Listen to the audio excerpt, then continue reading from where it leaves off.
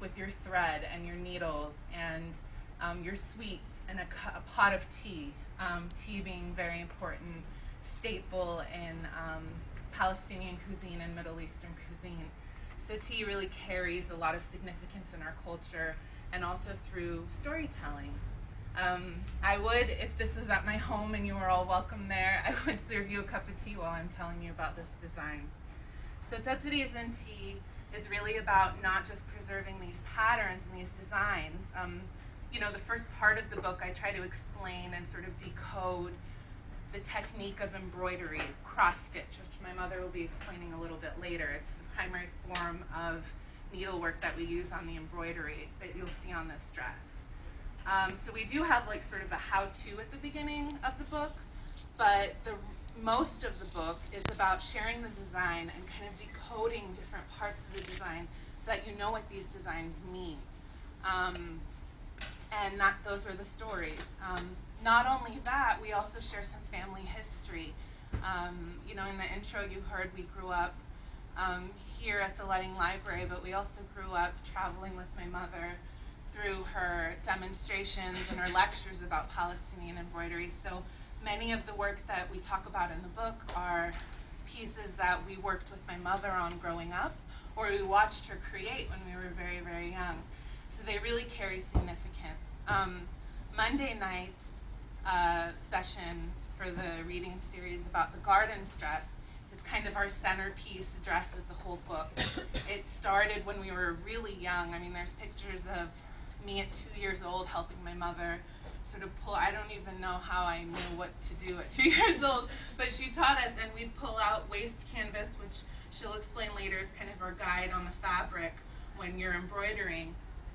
I mean, there's pictures of me basically my whole life, and I refer to the garden dress as our fourth sister. I have my older sister Fida, my younger Safa. We all worked on the garden dress, and this was kind of our sister that we grew with, and we watched blossom into the beautiful garden that she was. And so I'll be wearing that dress if my mother lets me on Monday night. You'll be able to see it all. The way this session is going to go is I did select like a little blurb from the book I wanted to share and read with you. And then afterwards we're going to talk a little bit more about this dress specifically, what it means. In the spirit of oral history and what we're trying to preserve in the book, we want to share these stories with you verbally. You'll see the same thing written in the book, but just so we can kind of pass on this tradition to you as well. And without further ado, I think I will. Huh? Oh, sure. I can show you what's the dress we're going to do. But I'm going to sit down and read this if you guys don't mind. So this is part of the introduction. I found the initial draft of the manuscript. Can you guys hear me? Yeah? Okay. I found the initial draft of this manuscript in its most humble form, dated 1995, written when I was only 13 years old. My older sister Fida and I were awarded an apprenticeship grant to learn embroidery from our mother through the Oregon Historical Society. I remember how carefully my mother had planned each apprenticeship session, months before it started. She bought 3 large, bright green and pink craft tubs from the nearby Joann Fabrics. You all know Joann Fabrics? One for me and each of my sisters. My mother filled them up with our apprenticeship materials, from needles and embroidery thread to fabric, measuring tape, scissors, and more. On the first day of the apprenticeship, she lined up the 3 bins on the patio, one for each of us, including my little sister Safa. She was so young at the time, so she didn't feel left out. We always included Safa. We were the 3 sister musketeers growing up, all together or not at all, exemplified most prominently by our matching red button-up blouses, black and gold skirts with elastic waistbands, and headbands that my mother would dress us up in for special occasions and family portraits. It was the 1990s, after all. Thus, our first apprenticeship session commenced. We picked up our bin with such excitement, as though we were opening gifts on Eid al-Fitr from under our mini plastic Christmas tree that we repurposed as our Eid tree, and adorned with glittery handmade Islamic ornaments. Going in, we only knew the basics of practicing embroidery. We'd spent years at my mother's demonstrations, tweezing the waste canvas from the embroidered fabric, as well as creating small cross-stitch projects such as bookmarks. But we also knew that embroidery was much more than a pretty design on fabric, or a fashion statement. We'd spent years learning the meaning of each design because we'd heard her tell stories about designs like the missals, the gardens, and the birds. Designs to large audiences at festivals throughout our childhood. We knew Palestinian embroidery exceeded the vanity of aesthetics and symbolized Palestinian cultural identity, heritage, and the language of our maternal ancestors.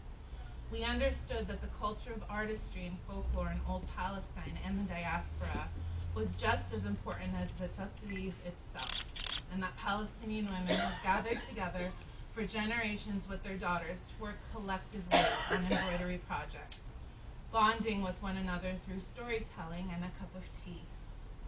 That is how my mother learned embroidery, and that is how we learned embroidery. We felt ready to do more than tweeze waste canvas.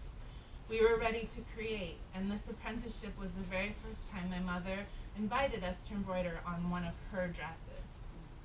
My mother began the first session by describing how to start a project, pick a pattern, cut the cloth, and position the embroidery on the fabric. With my markers and wide-ruled notebook, I eagerly took notes. It was a lot to capture on paper, so I asked my mother to slow down. She stopped, but only to tell me not to worry, and that by the end of the apprenticeship, I'd know everything about embroidery by heart.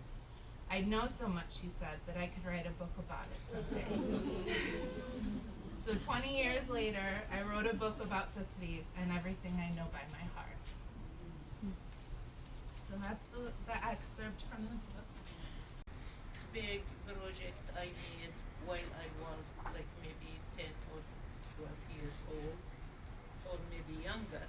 So it is in the book. It's a hanging, like a little big. It's a peacock, which I used to like peacock when I was young, and how the colorful, when they open their leather, yeah, that's I was very very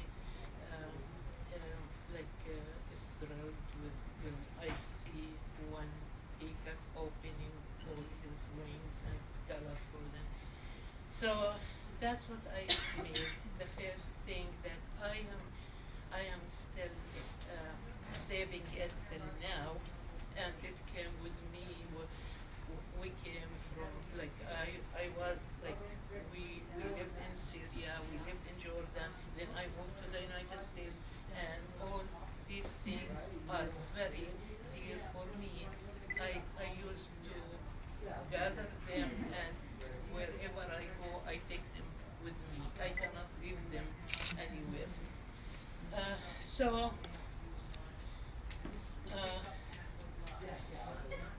the way to dress is the first big project or a dress I made for myself.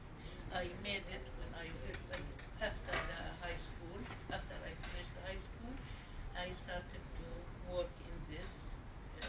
And as you know, we were living in diaspora. We were not in our original land. So there is if we were still there and no war or nothing, I would have many dresses until I go to high school. But because we live in diaspora and people were just want to survive, want to find work, want to find food to feed their children, they didn't employ for a period of time until they settle and they know that they can now think of embroidery, think of all these things. Of course, they left so many embroidery back home before they fled Palestine. Now, we call this dress the wheat harvest. It's a harvest design, and it's in Arabic. We call it and it means the symbol is the the wheat head, that when you plant it, the wheat, so the wheat head, here it's, I'll show you, it's bigger after I talk about about wheat and the importance of wheat in our life overseas, like in our homeland and most of the Middle East. Wheat is the most important source of food for people. We depend on bread. Bread. We make bread, and every house should have bread. We love wheat because wheat, we believe that it is a gift from God to feed the poor and to feed the rich. All they have bread. So every house has bread, in our culture. We treated wheat as if it is holy, because it is gift from God, and it's a symbol of life. We treated it in respect. We don't throw it in the garbage. If we have leftover bread, we don't throw it in the garbage. We saw it all the time. We think of using it, maybe feeding it to the birds, maybe feeding it to animals, but not throwing it in the garbage. Also, we, in respect of wheat, we cannot step on the bread. The bread is very respectful in our culture.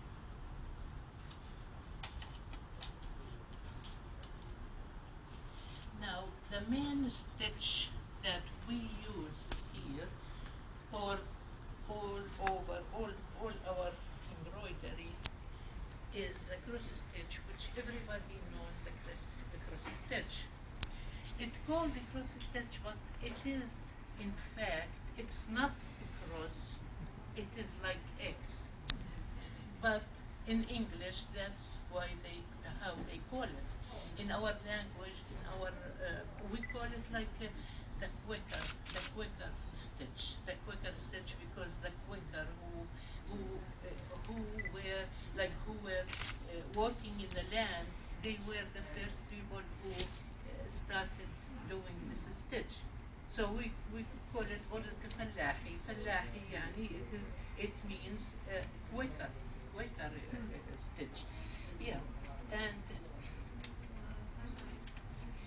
the connection between the wheat and our land is very strong, because everybody there, like if they have piece of land, they would rather grow wheat so they can eat and feed their children.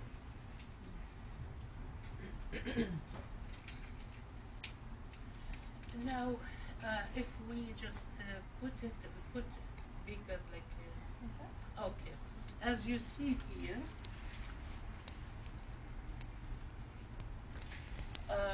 here is the wheat corn, this one, and it is repeated all the way from on here on the sleeve and on the dress here till the end.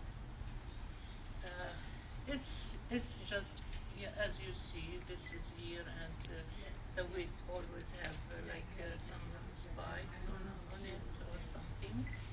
And here, this one is the feather.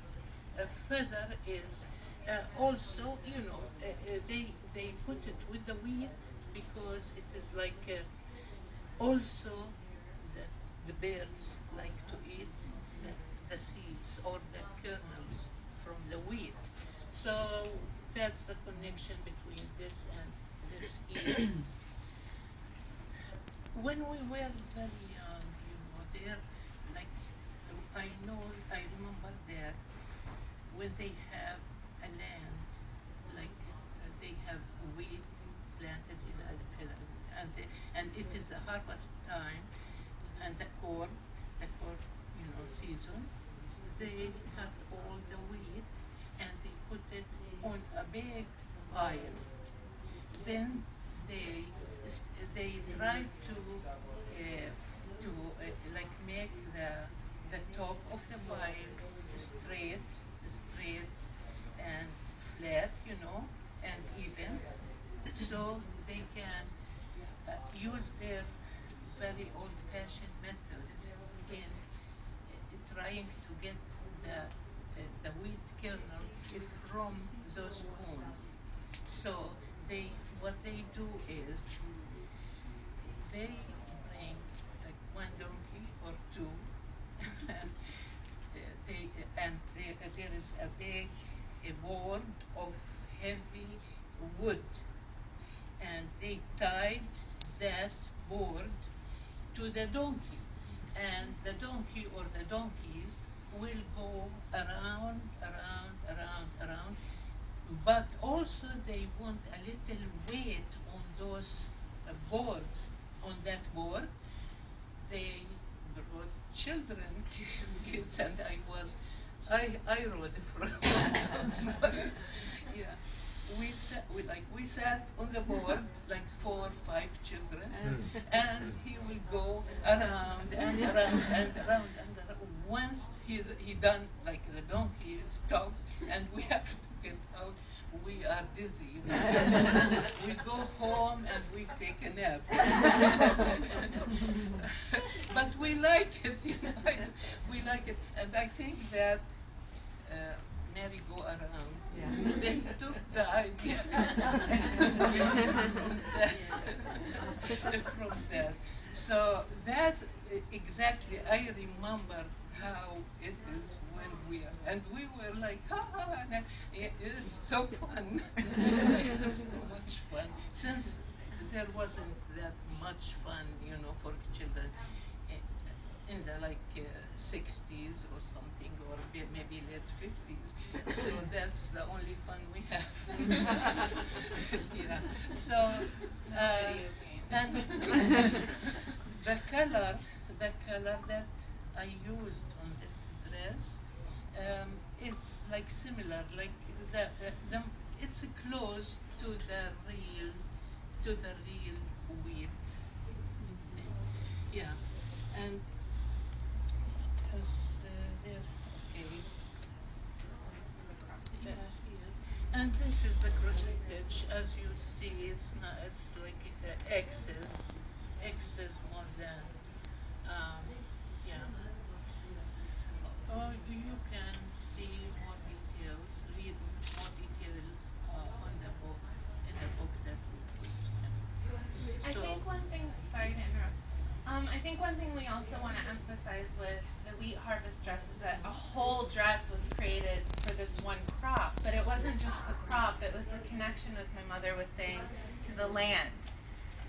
I think, one thing we really tried to do with this book was to kind of remove politics and really focus on just the personal part. What is it? What is the narrative of a Palestinian? What is important to them? What are their values? And one reoccurring value throughout many of the designs is the land and our connection to our land. Generations and generations owned Palestinian land and cultivated crops and had their farms. So when they were removed or expelled from their land, just like an Oregon farmer who's dedicated their life and their family's history to creating this, to cultivating this land, to be removed from that land strips them from their identity. It's a much more devastating process than simply relocation or something like that. And so that's kind of what we try to emphasize in the book, being in diaspora, not being connected to our land, that one thing we do in memory of Palestine is to remind ourselves of what was so beautiful to us, what was so much a part of our identity, and that's captured in these dresses. And also we Palestinians have a saying which we understand it very well because it happened to us. We always say everybody has a homeland to stay with, but our homeland stay in us. We are not in our, but it stay in us. So that's why we try all the time to remember and not to forget our homeland. Yeah. Okay. So, yeah, I mean, that concludes our presentation about the wheat harvest dress, and just a little bit more about the book. It's right now available in digital format. And I know many of you are like, I want a print version of this book. So I know there's, it's got 175 images. You're going to want to see that, up close. So we're working on a print version of the book to come out early next year, fall of 2017, I suppose. I guess when this baby's birthed, you will have your print book, hopefully. Can you show more pictures here? Yeah. So it make it more, yeah, as you see here. And the technique for embroidery, we have some in the book, but also I am I am teaching, I am a tutor for like girls if they want to learn the embroidery.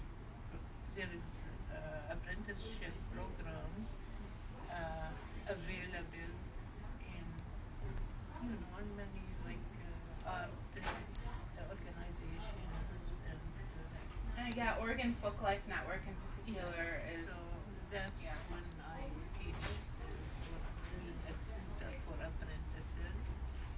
Do you want to explain the back also? The the bridge that is on the back here. Yeah. Now every dress in the Palestinian culture should after they have the chest part, embroidered, then the sleeves embroidered, as you see and around, and those panels here and there. Some people put two in the front, two sides, and two in the back if they want the dress to be wider. And after they done the book, they have to close it. This is the closing the dress from the back. They make the bridge between those two panels, and there is one in the middle, and it's considered that it's done. Yeah. And I mean, usually the panels there can be fairly significant. You'll see on the garden's dress, they create like a mural-like quality to the dress where it just looks covered.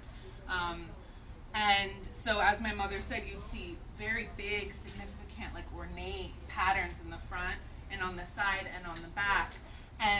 But still, this back portion, this kind of T, or sometimes it looks like just an H. There's nothing here. This is kind of the area where the embroiderer shares her needlework expertise. So she might add embellishments to this area to show off kind of how well or how unique and creative her dress is. So this might be a little bit more of a simple pattern dress that we're starting off the reading series with. But in the garden's dress, for instance, you'll see there's so much meaning that this area carries. And we'll be sharing that on Monday night. So. This is the easiest, dress and the thinnest panel on the dress. But later on, you will see more complicated patterns on the dress, multi colors, all these things. This is a very very plain, as you can say, plain. Yeah. Yeah. So definitely we're open to questions. So I have two. Yeah. I loved your explanation of the connection to the earth. So first question is there over time, over the generations, something that is done with the soil in order to continue growing the wheat that makes that particular plot have worked on for generation after generation, something that's unique about that soil, and am I seeing other things besides cross stitch there? I think I'm seeing a little bit of other stitches also. All of them, I think. Here, Mom, we should. So the first question, I'm sorry, I just got a little feedback from the back saying some people can't hear back there. But the first question was about the soil and what allows for it to be cultivated over generations and generations. Yeah, is there something you lose of that particular soil that's been worked on all that time that you then lose when you have to leave? Like here you've got soil that you've worked on for generations that has a certain something about it in order to cultivate wheat, or can wheat kind of just grow wherever you throw it? I'm not really sure about wheat cultivation and how the crops work, but I think for us it's more of a sentimental connection at this point. And I can speak to that question briefly that, we're now 68 years after 1947, so that's almost 3 generations sort of separated from the country and from what it is. What is Palestine? I don't even know if home is Palestine for me anymore.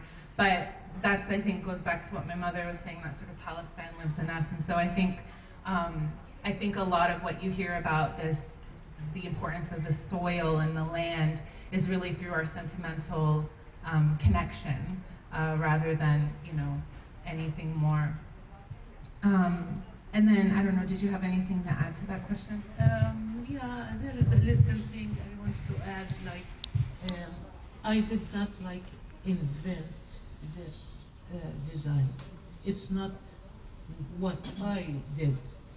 I transferred it from the traditional, because all the designs, the very original designs in the Palestinian culture, those that they transferred them from one generation to another. Either we copy it from another dress, or we have a pattern also from the dresses, the older dresses. So it's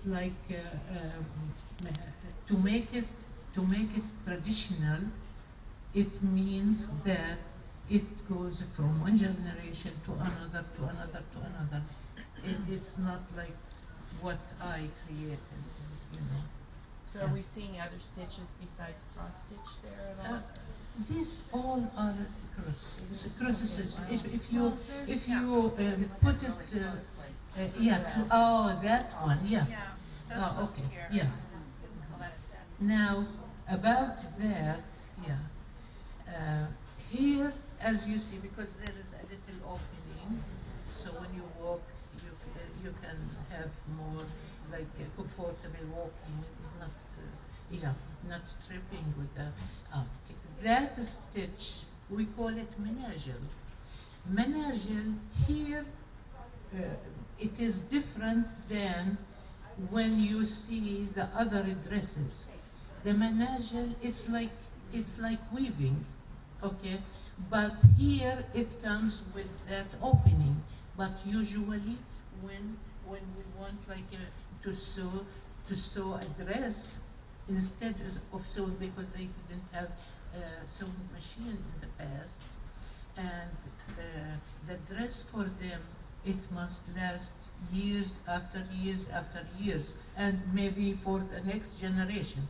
So they wanted to be very strong, and not to if while you are wearing it, now it's open from here or something that. So they have that stitch, the menagel, the weaving, but different than here.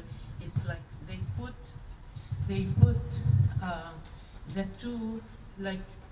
two sides, two pieces together. I want to from here till the end of the two pieces together, and start using either one needle or two needles, one from here, one from here, one from here, and one back, with using embroidery threads. So it's, and if it is coloring, if it's multicolor, they used to make each 1 inch different color, each 1 inch different, and it will give the dress like more attractive. You know, it's so pretty with those things. They will add beauty for it, and so we have it on the other event with the other dress. You can see it clearly how it is like when we connect the sleeves with here this part. Also, we use that stitch, which is the weaving stitch. So if you take it, like you might rip the fabric, but not what that stitch hold in. Yeah. So this one might be used as more of like a hem stitch or something like that, where I think you said satin stitch, which we do go over. There is a portion in the book where we go over all the different stitches, the Arabic term, and then we kind of try to translate it into English or an English equivalent. So yes, there is that stitch, and then the menage stitch, I think is more like a double satin stitch or something like that, where it's like, it is woven. Yeah, it's like Because woven. You can weave like these are two pieces as example. You use like this. If we start from as example from here, from underneath it, and the other will go from like. And that we call a connecting stitch. So there are various stitches you can use to connect the fabric as well, and very colorful ways that are used to sort of embellish the dress as well. Also, they are trying. They try to make the menage or the weaving has a design. Sometimes they make it like the zigzag thingy. Sometimes they make it like little flower like or something from both sides, so it will give more beauty to the dress. Yeah. We have them maybe in the book. You can see more, or next like not tomorrow, the day on Monday. I think we have the other dress which show better. And my mom has helped like actually repair some dresses over time, and there have been times where she's seen just the menage stitch completely intact, but the rest of the dress completely like fallen apart. The fabric falls apart before that stitch. So yeah, Jennifer. Hey, I also have a couple of questions. One would be, how long would it take to make, say, a wheat dress? And the second question would be, would these be considered everyday dresses? Are they special occasion? Or dresses? And because I think about the time that goes into creating these. Yeah, that's a really good question. So the first question is, how long does it take to create a dress, specifically like the wheat dress, and then how long could it take if you wanted a big mural-like quality to the dress? And then the second question was, is this for a specific occasion, or is it an everyday dress, and are there dresses for different occasions? Now, country where people wearing, wear similar thing. So this one is very simple for daily use, but they have some other kinds. Like it depends on the fabric. Like as example, velvet. If you embroider in velvet, it's very fancy, and you use some metallic threads through the other stitches. This will be for occasion. Occasions like wedding or a happy occasion, but also there are some other dresses for like sad occasion. You can, it depends on the color of the threads, the designs. It's not like very like attractive or very bright or very so it depends. But for the daily use, it will be simple like this. Some people, they make the sleeves like wide, so they can tie them behind their back while they are maybe washing dishes, washing clothes, making dough for the bread, so they can just tie them behind the back, behind their neck. And I think it kind of brings up a very good point that you can't just look at the dress, you look at the design. Like the design will tell you what the occasion is, and the colors of the thread will tell you what that dress is for. So, you know, there are some that are focused on fertility and life, and that's really for celebration. And so you'd wear it like at your, you know, parties or after birth, giving birth or something like that. There are motherhood, yeah. And then there are other dresses that are made for like weddings that might have a lot of flowers and might, you know, the tree of life design and just various other beautiful, and it would be very colorful. And so you can kind of tell just by looking at the dress, I think. I don't have a motherhood dress. I do want one though, Mom, so quick, a few more months. I'm just kidding. So there is a difference between the dresses for older women and for widows. Widow, you know, depending on color and the kind of materials. Yeah. So you'd see blue embroidered dresses for widowed women. Or if there was like a recent death in the family, that'd be like brown embroidery or darker, even tarnished embroidery, old embroidery, maybe that discolored embroidery. On black. Yeah. On black, yeah. Yes. I have a technical question. Seeing, we used to sew clothes, and so you would put them together. Now, are you talking about a pattern cut out of a sleeve, and then you embroider that sleeve, and then you put the whole thing together? That's one question. The second question, this is a modern question, but how are you getting into this? Originally, were they just flipped over the head? Is there a zipper in the back of that modern thing? But before zippers, how did you get the thing over your head? Yeah. Okay. So the first part of the question was. Do you embroider in parts and then put it together? They don't cut it. They cut the pattern before they. What they do is they cut along, like they just measure the here and a little more, just in case, and the length, Okay. and they embroider on it. And also the sleeves will be like rectangle or something, and it depends on how long, you know, they took the length and the width, and they do it. The reason is because the long time that they take until maybe they will be get like especially when they were preparing for their wedding, or because younger girls started preparing their embroidery when she was like 14 or 15. So they always make space for what is going to be in the in a few years more. Like if she's preparing for her wedding, also they think about the pregnancy, about all this, so they can take space.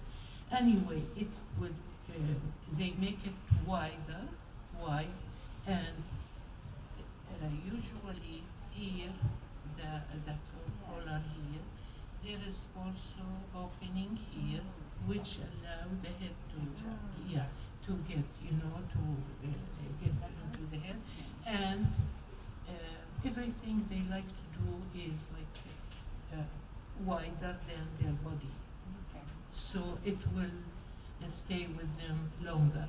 Yeah. This one, there's a zipper.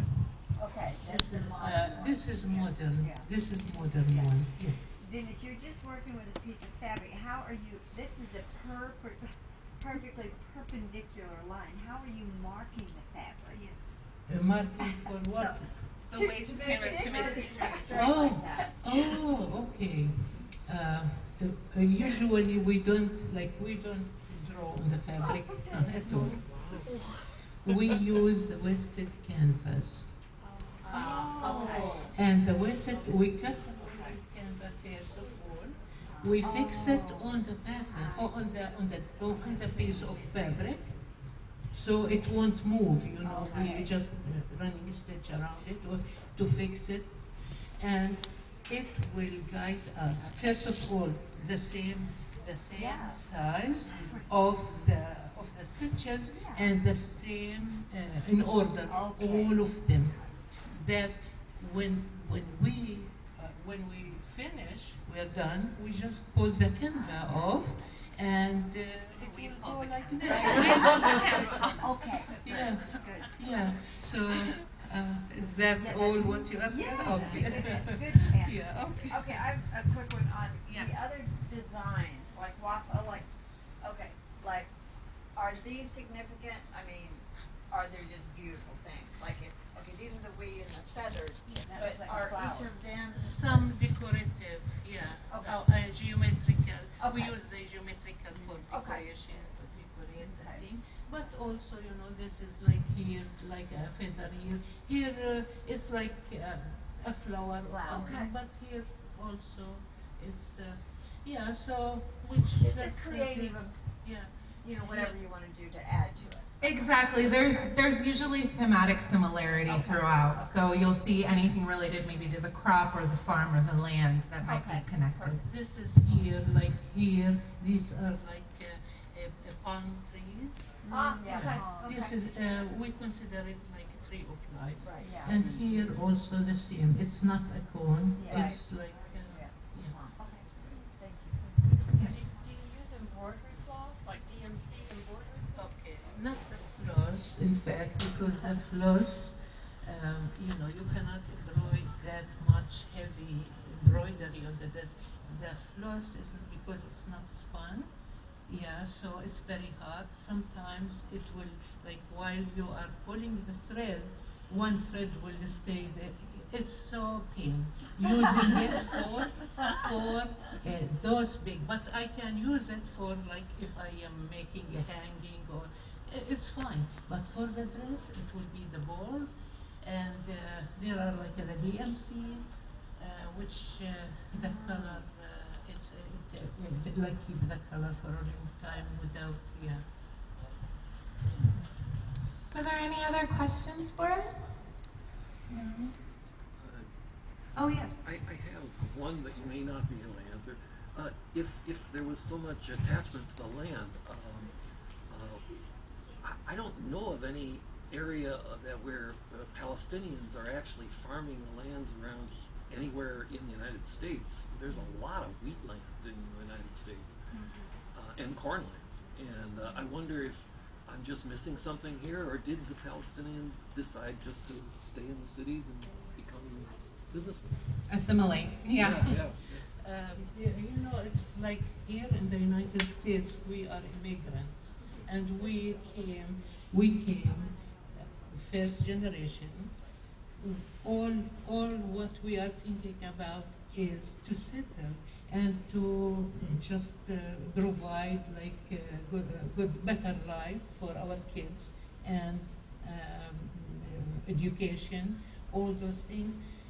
We did not have chance yet to go and like buy a big land outside the city or something. We are still like we are the first generation. She is the second generation. Maybe the third would like think of that, but it's too much for us now. Yeah, we have just like settled in a house where we, or find work at least to live, to survive. To redo your education in a new country and all of these other kinds of things that come with assimilation. That's a big theme in my story, is being a part of an immigrant family and what that meant for me and how hard that was for me to kind of understand who I was, my identity. I definitely think there's a much larger story behind the immigrant experience in the United States. To adjust for the language, the English. And when first I came, some people maybe till now, some people would say that they are not understanding what I'm saying because I have a thick language. Yeah. So it's a struggle, language, a new culture, everything for us. It's like struggling. Yeah. Yes. So, I never knew that there was any symbolism to any of the embroidery. I just thought it was so beautiful. So, I wonder if you know if other cultures, if their embroidery is symbolic too, or is it just like really beautiful flowers or whatever? I don't know if you know that, but you know, like, do you understand my question?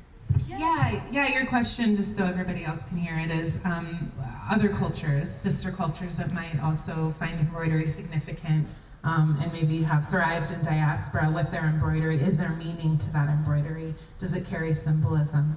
And I'm not sure that I can necessarily speak to that, but I do know that in the process of writing and marketing this book, that a lot of other organizations like Italian diaspora and other groups and cultures that have survived in diaspora with their embroidery have reached out to me to discuss it more and maybe do more collaborative projects with us. So I hope to learn more about those cultures, but I don't know, did you? Native Americans as well. Very pretty embroidery and like sequences, beads work, and also in Eastern Europe, they have so nice embroidery. But you can find exactly that like if you put our embroidery there, you can recognize between them that these are Palestinian, these are, in terms of the colors, the designs, everything they have different, yeah, but all they have embroidery, but different than each other. Well, so just to let you guys know about our next sessions, I know we keep talking about them, but we really hope you can make it. If you can't, that's totally fine, but we do have tomorrow at 1 p.m. we're going to go over children's designs, which aren't necessarily designs for children to create. They're actually the dresses that my mother made us when we were really young. There are 4. There's one that was made for a toddler and progressively older, and even my niece, who's 6 years old today, has worn some of these dresses. So if we can actually get her to wear it tomorrow, that'd be really good. She can model them up for us. But we're going to talk about those and kind of share our personal stories. And then on Monday, we're going to talk about our centerpiece dress in the book, which is the gardens dress. So if you can only make one more, I would definitely come to the Monday session so we can share the gardens dress and you can see my 4th sister and how beautiful she is today. So thank you so much for coming, everybody. Thank you.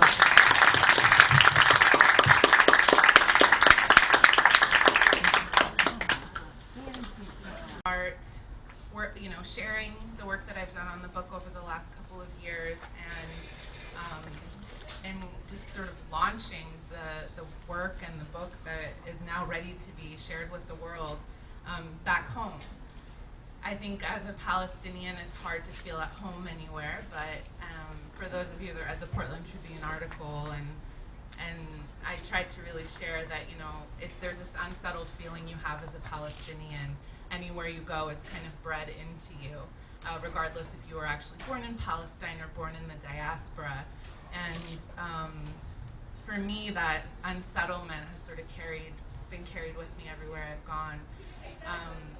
But after I moved, I live in Brooklyn now with my husband, and I still look back at Milwaukee and Oregon, not Portland, to all those folks out there who asked me about Portland, but Milwaukee as really my home. And that's a big statement to make as a Palestinian. So I'm happy to share the children's designs today. It's a little bit funner than our presentation yesterday because these are really designs that we wore growing up. It's less about necessarily the meaning of the specific design, and it's more just about our experience being immigrants in this country, dressing, Palestinian in school as Palestinian children, and wearing traditional clothing in school, but also just kind of growing into our bicultural identity in the United States. Just a little bit about the book to kind of start. I love this cover. I love it because it includes kind of all of us, and I'm hoping in the next edition of the book I can include like my niece and my nephew and my baby that's coming the next generation of us in diaspora. For those of you that don't know, Tatreez is an Arabic word meaning embroidery. So while the book does cover embroidery, there's like the first section we do talk about how to embroider, what the different stitches are that we use, the cross stitch being the main stitch, the materials you need, the different colors of the thread, what the meanings are of, there's like a little guide of what the different thread colors mean and what significance they carry when you're wearing them, which we can get more into if you guys are interested later in the session. That's the first part of the book. We also share patterns and sort of more of a guide for those that are interested in embroidering. But the main purpose and premise of the book is to share the stories and preserve the stories that come with the embroidery. The embroidery is a way that women would communicate with one another. It was their language, if you will, to one another at a time when maybe illiteracy was very high, or they didn't read and write, for they were in the village and they didn't have access to schools. This is very old times. They would embroider their stories and preserve their stories and their messages and their observations about life in their embroidery. Now, the tea, Tatreez and tea, the tea part of the title sort of is a symbolic honoring of the culture of storytelling that comes with embroidery and that comes with passing this art form down to your children. I learned embroidery, as you'll see in some of my little baby pictures coming up here in the presentation. I learned this from my mother. My sisters learned this from my mother. My mother learned this from her mother and her grandmother. And I do actually share in the book the very first design that my mother made when she was 7 years old. She did the, was it? Maybe 9 because it started very small projects. Okay. Yeah, I don't recall exactly the age. So 9 years old, she did the peacock design. And so we each kind of have our own first design. The design that we're going to talk about tomorrow night, the gardens design, is like the first dress that me and my sisters really touched. After many years of just learning and sort of sitting beside my mother and using plastic needles and plastic canvas to try to understand the cross stitch, finally in 1995 we were awarded an apprenticeship through the Oregon Historical Society to learn and create something with my mother. And 1995, that was about 20 years ago, that was the first time my mother invited us to really embroider on a real dress. So it was a very pivotal moment for us in our artistry and our connection with this art form. That dress that we began to embroider on in 1995 will be shared tomorrow. It's the gardens dress. It's kind of our centerpiece dress of all the pieces. But before 1995, my mother brought us along to many of her embroidery demonstrations and lectures and workshops throughout. I was born in Massachusetts, so a lot of the pictures you'll see and stuff is of us growing up in Massachusetts and just kind of wearing these little outfits. So my mom will get into what we each wore and you'll see in the photographs. But I first wanted to start with a little reading from the chapter. Let me grab it.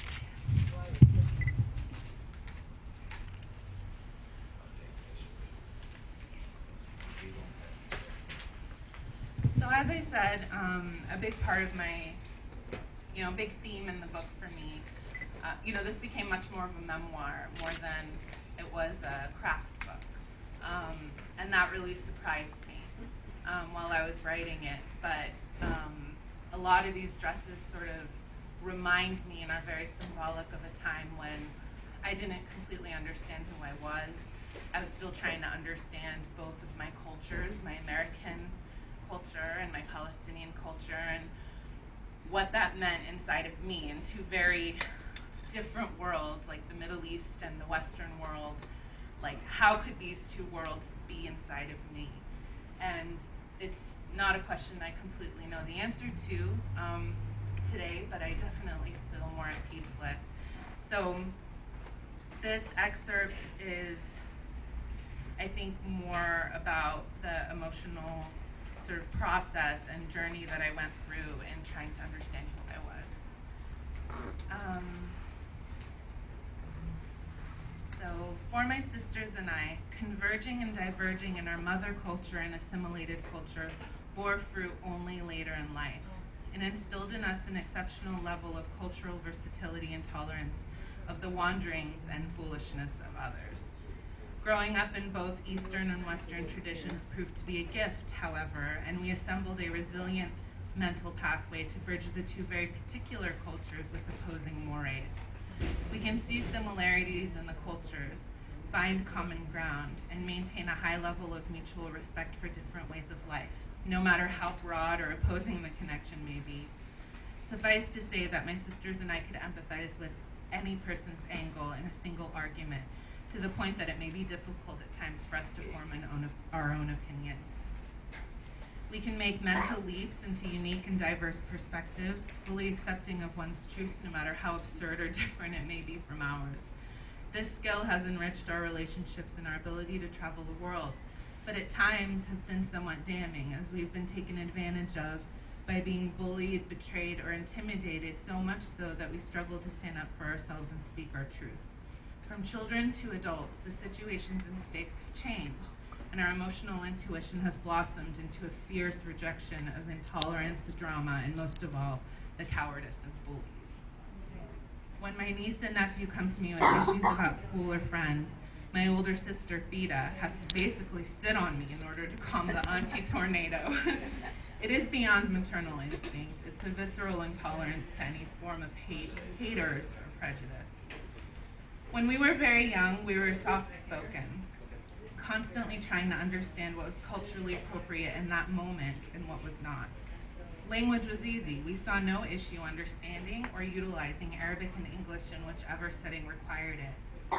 But we seemed to feel out of place in Arab circles and American circles alike.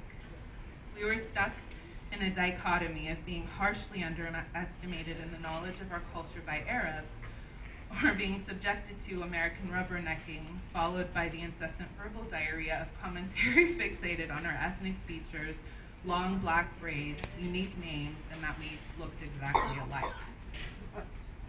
Despite the fact that I was 8 inches taller than my youngest sister and significantly fairer skin color than my older sister, we were different, and to many Americans in the 1980s, we were immigrant different. Some couldn't see that we were American, and many couldn't see that we were Palestinian, or lacked in basic understanding of what Palestinian even was. Of course, I find delight in educating others about my culture and heritage, but there is a clear distinction between ignorance and curiosity. So, my sisters and I had to fight for the parts of our culture we identified most with and wanted to include in our bicultural mosaic, which was our selfhood, and then give the middle finger to the rest. Yes. Public school were some of the most challenging years of my life, all the way through high school. Bullied as a child for having a funny name and being tall, I've grown unapologetically callous to the ignorance of bullies. The ignorance in bullying is the ignorance and security and wisdom in oneself. There is so much beauty and difference that goes unseen for children, and for some reason the world of adults found this acceptable at this time. These dresses represent the purity of our childhood, or lack of awareness to prejudice in the U.S. towards immigrants, Palestinians, and Muslims. Despite being bullied at 5 years old outside my school, and eventually being shoved down face first down the concrete flight of stairs, woken only by the stinging pain of my bloody and blistering face, I still did not understand hate. My parents protected us as much as they could, but they were really no match to America's public schools in the 1980s. These dresses symbolize our youthful, innocent fulfillment in enjoying time with our family, home, and in being ourselves without judgment. So that's a little reading, just introducing these dresses and how important they are in our culture and in our family more specifically. I wanted to show like a few pictures while my mom was speaking about the dresses, but she's going to kind of take it from here and explain a little bit more about what each of the dresses are. Welcome. In our tradition, we usually we make dresses, small dresses for our girls, and in different occasions. But here, living in America, is different because nobody care about if I embroider a dress for my kids or not. But for me to feel that I did not miss that moment for my children in the same time that I have to do it. So I started like with Fida first. Like I made the first dress I made was that with Fida with her with her braids and things. It was the first dress I made. They were very young, but Fida was ready to go to school, and I took advantage of the first day of school so I can make a dress for my daughter to wear it the first day of school and to take a school picture in it. Of course, there are different occasions in our tradition to do the celebration or a new dress, but I will talk about later. So about Fida, I made the dress, I worked a lot on it, and here is the dress, and if you see that I work here and here.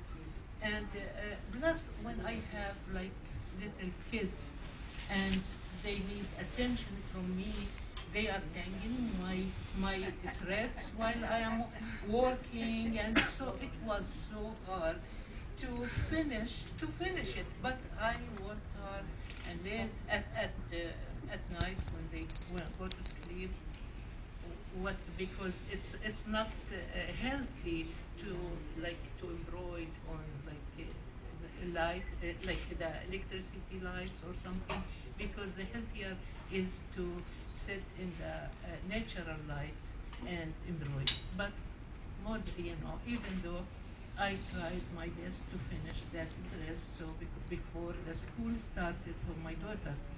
So the first day of school, she wore this. I put that it's not a cover or something. It's just a tradition to tie the hair, back or okay. So I was so happy that I'm finished the first day of school. She went to school, and we used to live in Massachusetts in Somerville. The kids started making fun of her, and she cried the first day of school. And they pulled this from her head. So she took the picture without it. Without that, because the dress, she cannot take the dress off, but they pull it out of her head, and then she took the picture without it, but it was fine. Everything as immigrant, as coming from different culture here, everything is not acceptable, or it's very hard to accept. Like even the lunch that I put for my daughter, I put some hummus, and I chickpeas, hummus chickpea, and that pita bread. I cut it like squares, very the same size, and put it around that container, and put it in a very nice way. When she go to school, they smell, ooh, what's that? What's so she come back not eating it. I asked her why. She said the kids made fun of me, so I didn't eat it. Okay, so many things. Of course, we know that the difference, and the kids they never seen something like that. So it's So I try to help them trying to expect all the time these things, but at the same time, at home I tell them, explain to them why. it's not something wrong with them, but and nothing wrong with the other kids, but it is the culture. It's different, because we are different, and that's how it happened. Like when Wafa took the picture, that picture, she was here in Ardmore. We moved from Massachusetts to Oregon because of the bullying, because of the racist, because even it is written in the newspaper. They came to our house.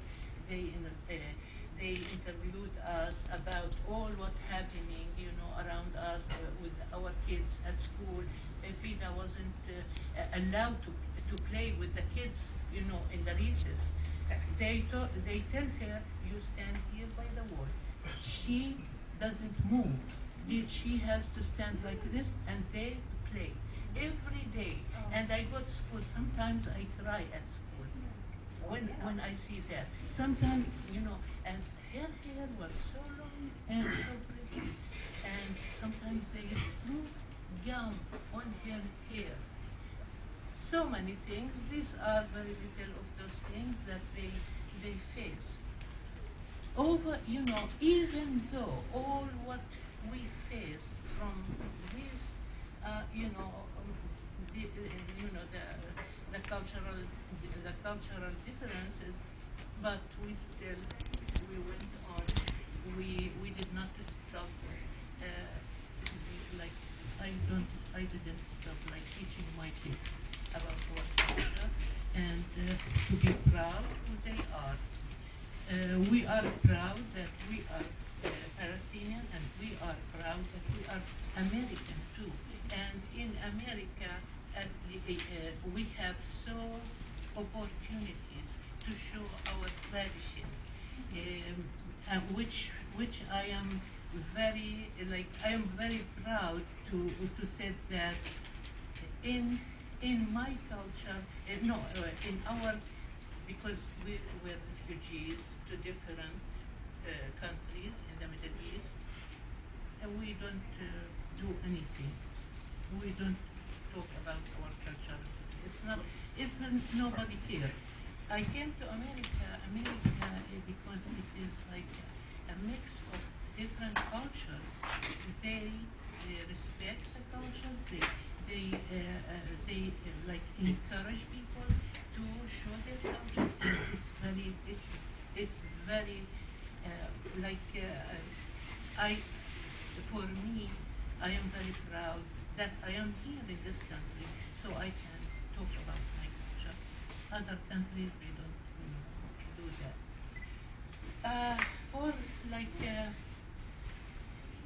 So this is the dress. If you show the dress, Yeah, I just have it here. Yeah, usually for the kids, we do simple designs. We do designs that they make them optimistic, like they are growing up. We want them to grow up happy. So most of the things, even if it is geometrical, but they are like flowers. They represent flowers. They represent peace. They represent beauty and life, because these are here tree of life. So all what we put.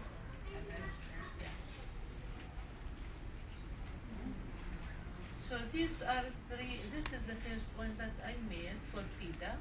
Then when Wafa was in the age of school, so she used this. Fida was she was older, so I made another one for her. The one that okay. This is the second one I made, and they share them when each one reached the age which she can fit in that dress.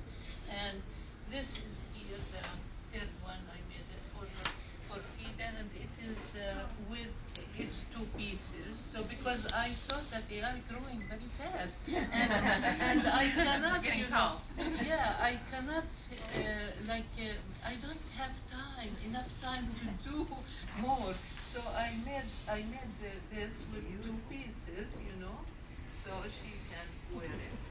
Yeah. So they wore it to the governor office, in the 90s, Kids Harper office.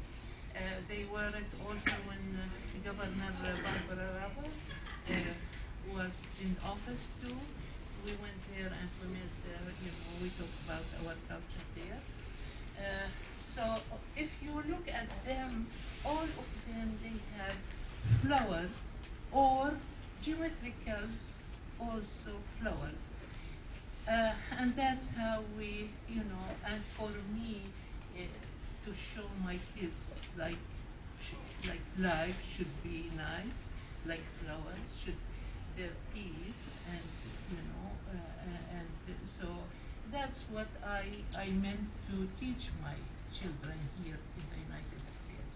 And I'm glad that when or I am proud of all of my daughters that they grew up and they appreciate their culture, and they are still proud of who they are. Because whatever, I cannot say I am American, period. Nobody would believe me. So I must come from somewhere, especially my accent, My accent also, it was like, there are so many stories about my accent and dealing with people, or when I go to school to pick up my daughters, like in Ardenwold, as example, in the fourth and fifth grade or something. And I used to talk with my children, and I still talk with them in Arabic, not in English. Yani, like, imagine 15 years ago or more, and I am struggling to talk in English, and how can I talk with my kids in English? I don't want them to learn the wrong thing or wrong English. So I was talking to my kids in Arabic, like let us go or something, but it is in Arabic. And the other kids were opening their mouths like, and then they told us, "Are you sure you understand each other?" They thought that we are blabbing with no meaning. It's funny. Yeah, sometimes when I go to school, like volunteer, like reading a story or making a small project with the kids. Also in Ardenwold, and some kids think that I have a mental problem. That's why I am not talking the English like them. So what I tell them that, can you speak Arabic? They say no.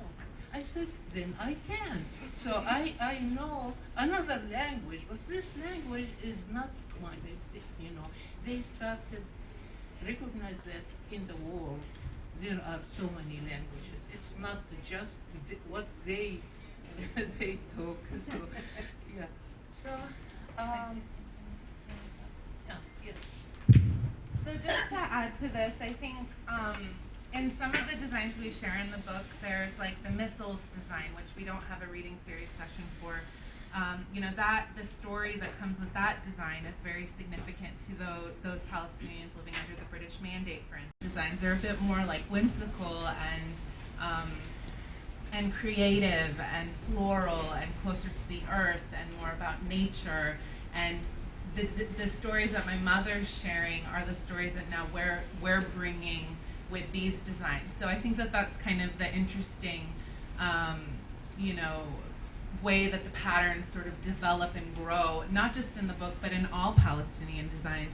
Some carry historical relevance. Others carry a specific experience. And in this case, this is our specific experience, the immigrant experience in the United States. But you know, I think actually is one of the more beautiful parts that we share in the book is that originally these, you know, they don't have like children's designs specifically in Palestinian culture, but in Muslim or Islamic tradition, children go to school learning the Quran and memorizing the Quran, which is just a huge feat to be able to memorize that entire book.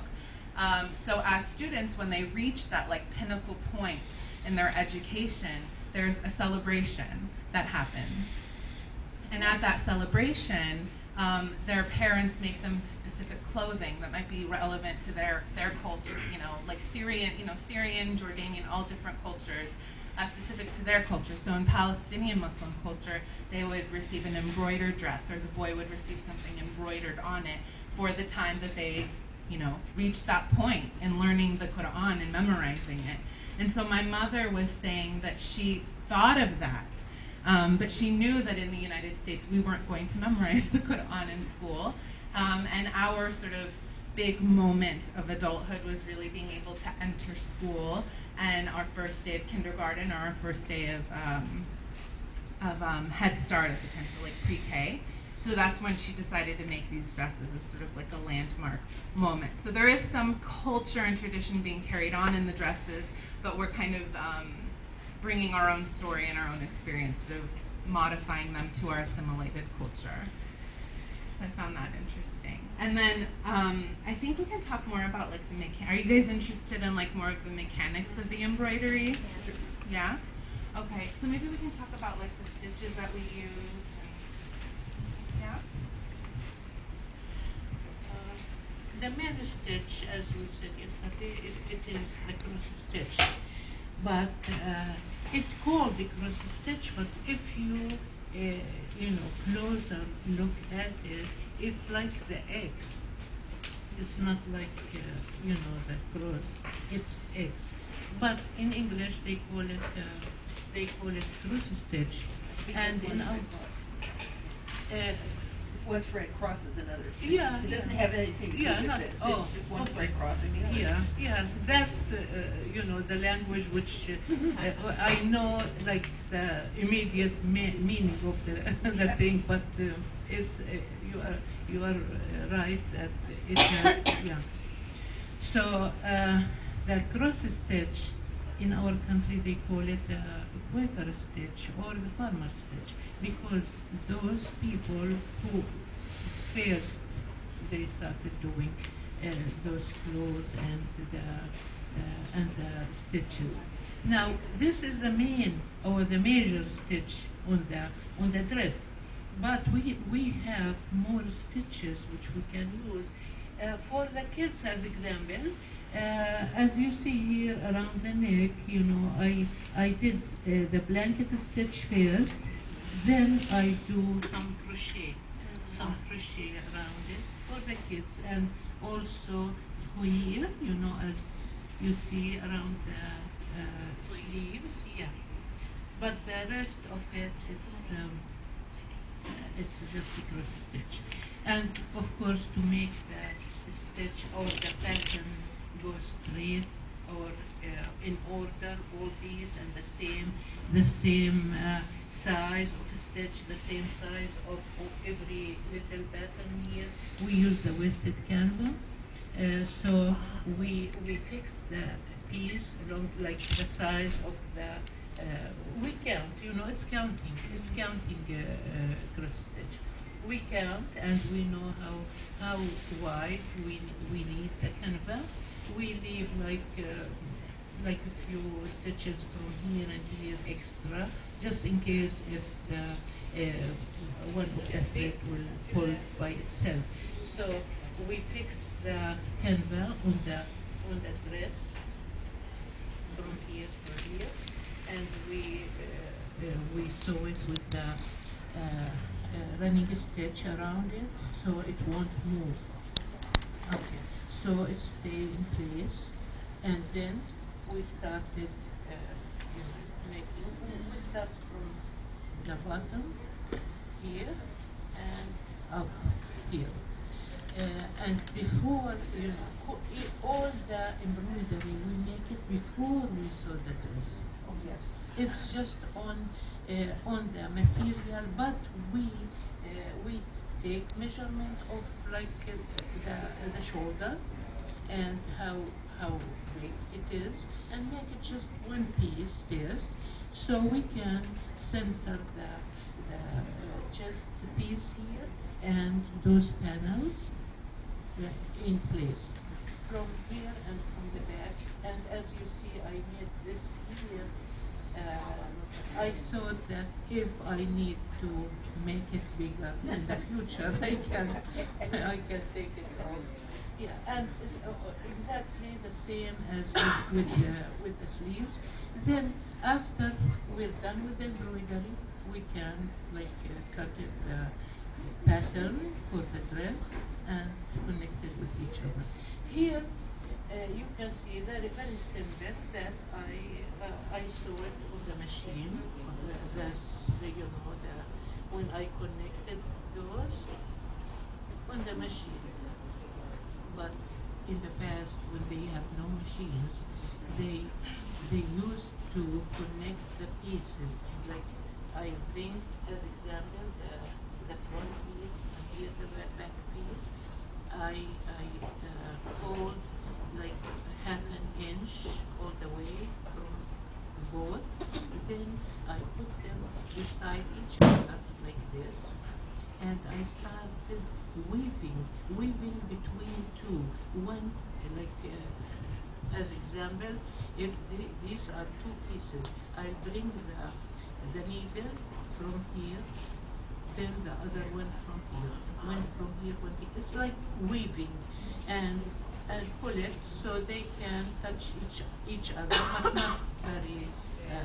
I don't make it very tight. Yeah. So this way, first of all, it will be very strong. It won't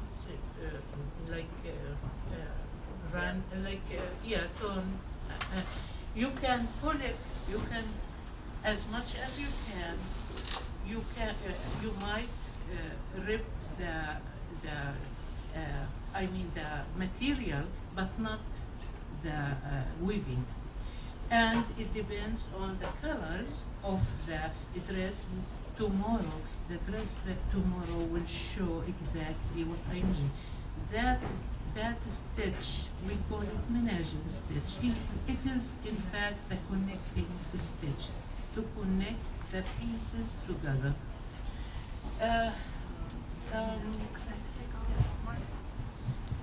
The reason that I'm holding this specific dress up so much is that it actually has a specific placement of the embroidery that is consistent with traditional Palestinian dress, or Palestinian thobe is what the dress is called in Arabic.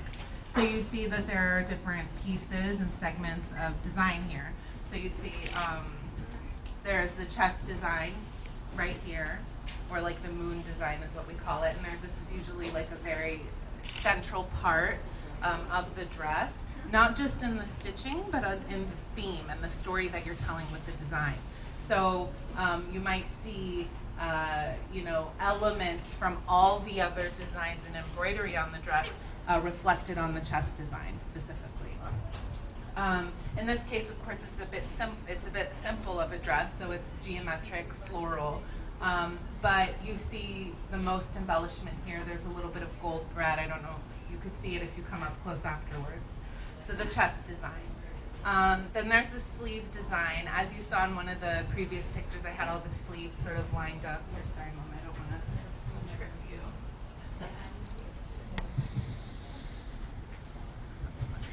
So you can see all the different sleeve designs there. This is a very common embellishment to the dress, again, to tie together the theme of the entire dress. There's the thematic similarity is a big sort of principle when we talk about Palestinian thweb or Palestinian dresses. Another thing that you can see in the red dress, Mom, can I show the red dress? Oh, okay. You can see panels. Now usually the panels create like a more mural, like you can see on my dress, it creates a mural effect to the dress. and it looks like there's the heaviest amount of embroidery in the panels. Of course, children's design a bit more simple. You kind of expect your child to grow out of it or get pizza stains on it, like I did on that one. Those are pizza stains. I guess Phil got pizza stains on one of those too. Immigrants. So it's Palestinian American right here. But anyways, so you see there's two front panels here. Usually there's like a side panel, or you can have a side panel depending on the kind of fold you want to create. And then the beautiful thing about this dress is that there's an actual back side to it that is reflective of traditional Palestinian design, where you have the two back panel designs here, and then a bridge or like a connecting sort of piece that connects the two back panel designs, which is, this looks like more like a T. Sometimes it looks like there's no bottom part here and it's just one connecting, or it could be entirely filled up under this connecting bridge. But that is a key part of Palestinian dresses. This is where the seamstress or the embroiderer really features her most ornate and elaborate work, and that's kind of the showcase of her beautiful, her ability or her expertise in her embroidery. So you can see sometimes the most color in that area. You can see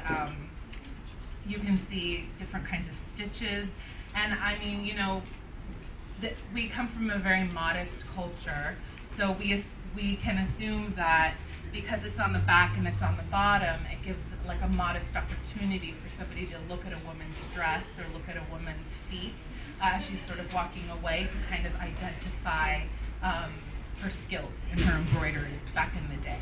There's a modest way of showcasing that. I just want to also, this is for the adult dress here. Is if you know about the Palestinian women, they they put a cover on the head, like white long piece, and it will cover all the thing, and tell this part here. So they want to show more embroidery, not the hidden part, but the part that it shows from the back while she's walking. Yeah. So I think we've kind of showed you all of the children's dresses. We've given you a lot of context for our experience with the dresses. Do you have any questions? Yes? Oh, yes. Oh, yes, so sweet. So, thank you. So this camel dress is really cute. It is for my little sister, for those of you who don't know Safa. My mom made it for her. That's so cute with the Barbie. I love it. Yeah. But when we were young in our home in Massachusetts, I remember a string of wooden camels that were in our kitchen, or I don't know, my mom always had a string.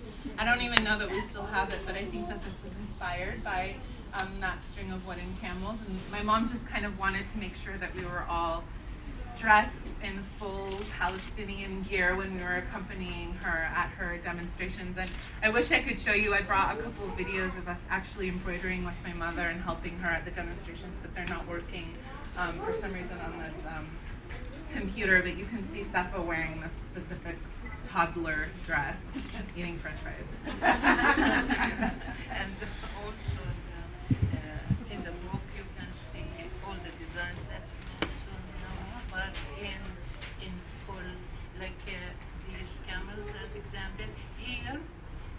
Here the stitch is so small, very little, but the design that I made it on graphic paper, you can count, you can embroider it, you can make, if you like, a hanging with those camels. They look so beautiful on the pattern in the book. Yeah. And they show very details. All the things that we are talking about, everything in the book will show the details, and everybody can copy any part of it. Now, did you make the blue dress or was it purchased? The little blue jumper? Did you make the actual dress? Yeah, yeah. Oh, okay. Oh, okay. yeah. Yeah, that's the thing, the book that all about dresses and embroidery that we made, either me or them helping me or, you know. Yes. What do the little boys wear? And the boys? Oh, yeah, they have different kind of, they don't wear embroidery. They just, like sewing dresses, like shirts, pants, you know, or like a vest over the over the shirt. The kofia. The kufi on the head, the kufi and the agal, the thing, it's look like your Like a corded sort of thing to hold it down. It's thicker, which they put on the kufi, so the wind will not blow it out of the, you know, away from their head. And the kofia is, I'm sure you've seen it, it's kind of like a huge piece of fabric that's black and white or red and white, and there's sort of a braiding, or white, and there's like a braiding around the edge, and so it's kind of folded in a specific way and set on their head. We wear it as scarves even now. So, yeah.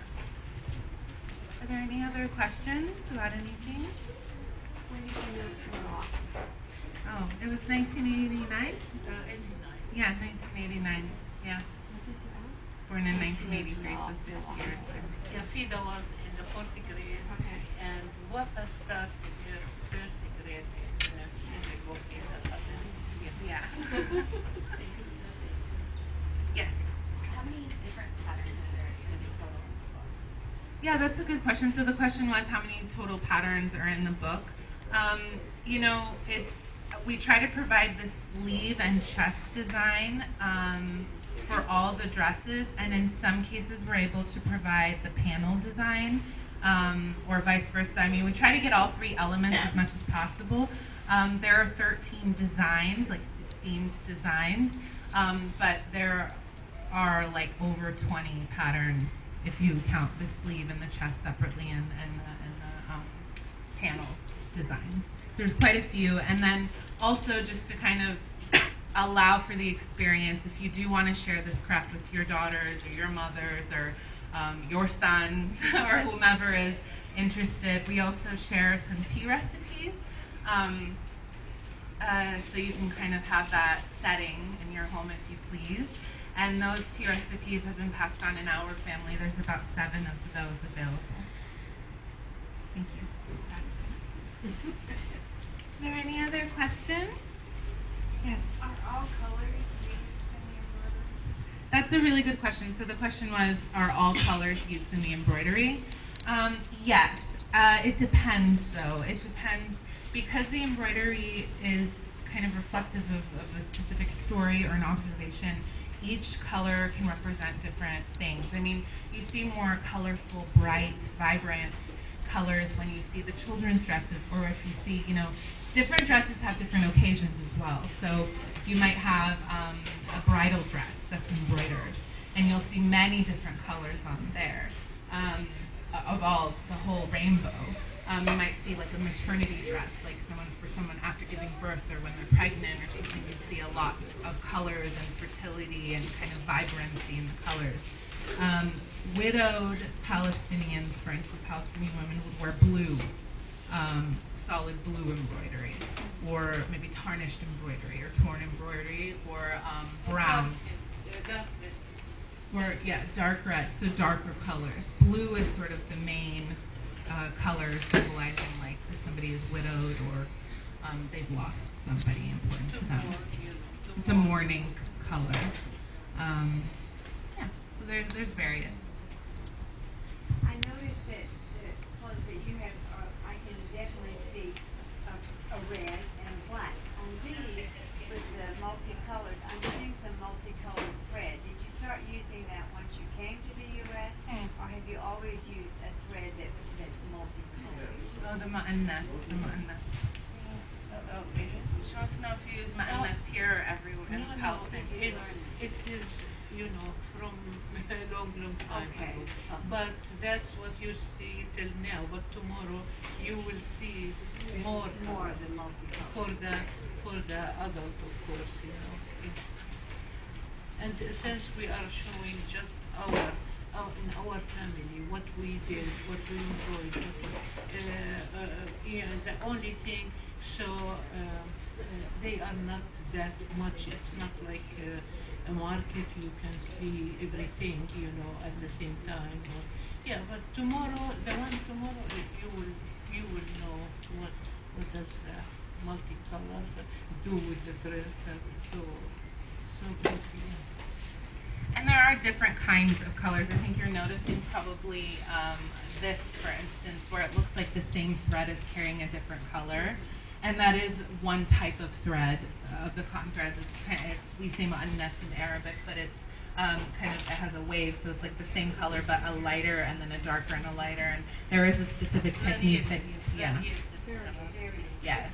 So there is a specific embroidery technique that you use in order to ensure that this sort of wave looks nice and you're not crossing the stitch with an extremely light version of the thread, you know what I mean is.